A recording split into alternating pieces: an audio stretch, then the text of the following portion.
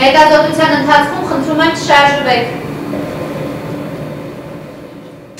Գլխուղեղի ուռուցքի ախտորոշման ու վիրահատության փուլերում բազմաթիվ հետազոտություններ անցած մեր զրուցակիցը հերթականին է պատրաստվում, բայց այդ հերթականը նաև բացառիկ է այն առումով, որ Հայաստանում որպես այդպիսին իրականացվում է առաջին անգամ։ Ռադիոիզոտոպների արտադրության կենտրոնի մասնագետները նոր պրեպարատի կիրառմամբ փորձում են պարզել՝ ուռուցքի վիրահատությունից հետո մնացորդներ դեռ կան։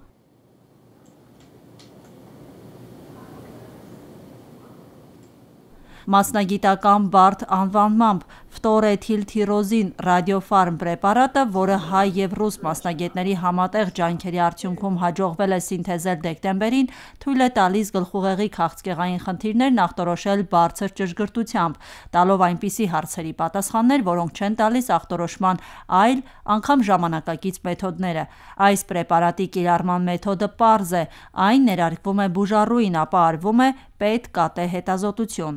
Էթիլթիրոզինի պարագայում նյութը ներարկվում է անմիջապես սեղանի վրա եւ դրանից հետո կատարվում է երփուլ, քառփուլ, նույնիսկ մինչեւ 16 փուլանի հետազոտություններ, նայած ինչ է մեզ անհրաժեշտ։ Այս տեխնոլոգիան թույլ է տալիս ավելի ճշգրտորեն տեղորոշել ուռուցքը, դրա չափը և մետաբոլիկ ակտիվությունը, մշակելու բուժման ավելի արդյունավետ ռազմավարություն։ Բադեյանը մանրամասնում է, որ այսպիսով հնարավոր է պարզել գլխուղեղի ուռուցքի ամենաակտիվ օջախը, որտեղից պետք է վերցվի հիստոլոգիական պատկերը որոշող բիոպսիայի նմուշը։ Մասնագետը սա գնահատում է որպես գլխուղեղի ուռուցքի ախտորոշման և դրա փուլը որոշելու լավագույն միջոց։ Սրա դեպքում բուժառուն մեզ կարող է դիմել ճառագայթային բուժումը պլանավորելուց առաջ, վիրահատական բուժումը պլանավորելուց առաջ, որպեսզի մենք կարողանանք հստակ սահմանազատել ուռուցքային գոյացությունը եւ պարզ լինի սպասվող վիրահատության կամ ռադիոթերապևտիկ բուժման ծավալները։ Ռադիոիզոտոպների արտադրության կենտրոնում ներկայում սինթեզվում է ռադիոֆարմ 4 պրեպարատ, որոնք բարձր ճշգրտության պատկեր են տալիս ուռուցքների տարբեր տեսակների դեպքում՝ ոսկրերի, շագանակագեղձի և ոչ միայն։ Իսկ սինթեզված վերջին պրեպարատը նոր խոսք է գլխուղեղի ուռուցքների ախտորոշման առումով։ Ինքն իրենով դեղորայքային ազդեցություն չունի մեր պրեպարատը, այն մտնում է օրգանիզմ, տալիս է մեզ պետքական ինֆորմացիան եւ հետո դուրս է գալիս օրգանիզմից առանց որևէ նյութափոխանակության մասնակցելու։ Հայաստանը տարածաշրջանում դեռ միակ երկիրն է, որը ռադիոիզոտոպներ է արտադրում հենց տեղում, իսկ արտադրությունը սկսվում է ցիկլոտրոնի կառավարման սենյակից։ Գործընթացը նկարագրելու համար պետք կգան խիստ մասնագիտական տերմիններ։ Ցիկլոտրոնի պատասխանատու ինժեներ Անդրանիկ Մանուկյանը փորձում է պարզ բացատրել։ Մեր կողքի սենյակում գտնվում է հատուկ պաշտպանման բունկեր,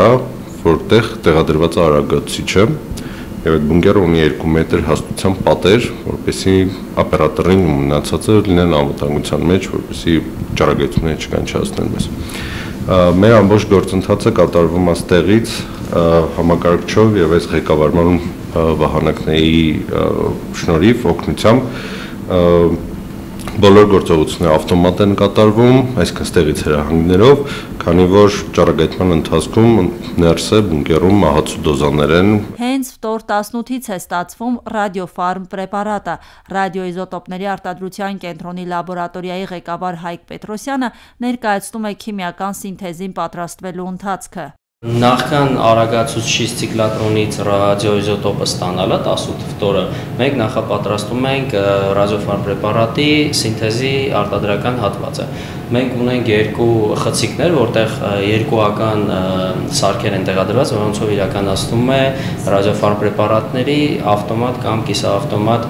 սինթեզի պրոցեսը։ Սինթեզվելուց հետո պրեպարատը շշալցվում է և տեղափոխվում է լաբորատորիա, որակի վերահսկողության։ Վերջնական եզրակացությունից հետո ռադիոպատրաստուկը փոխանցվում է դիագնոստիկ հատված ներարկելու բուժառուին։ Ներարկումից հետո սկսվում է կատե հետազոտությունը։ Հիմա այս պատկերով ինչ եք տեսել։ Նախնական տվյալներով օրինակ կարող է բնորոշ լինել հետճառագայթային նեկրոզին, բայց պետք է մի հատ ավելի մանրամասն ուսումնասիրենք ուռուցքային փոփոխությունները գնահատելու համար։ Սա միջուկային բժշկության զարգացման նոր փուլ է, ասում են մասնագետները։ Այս մեթոդը նեյրոօնկոլոգիայում նոր ձեռքբերում է, որը թույլ կտա կարճացնել ուռուցքի կյանքը, երկարացնելով մարդու կյանքն ու բարելավելով դրա որակը։ Հայաստանում դրա արդյունքներին արդեն սպասում են։ Աիդա Ավետիսյան, Էդվարդ Ասատրյան, Ռադիոլուր։